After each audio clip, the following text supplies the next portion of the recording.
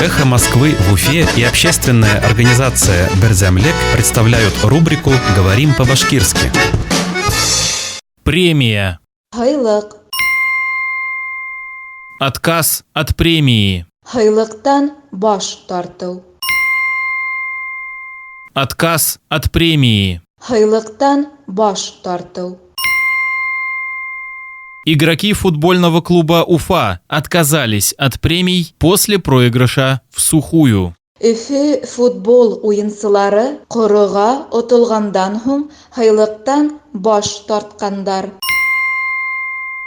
Игроки футбольного клуба «Уфа» отказались от премий после проигрыша в сухую. Өфе футбол уенчылары корыга отылгандан һуң хайлыктан баш тарткандар.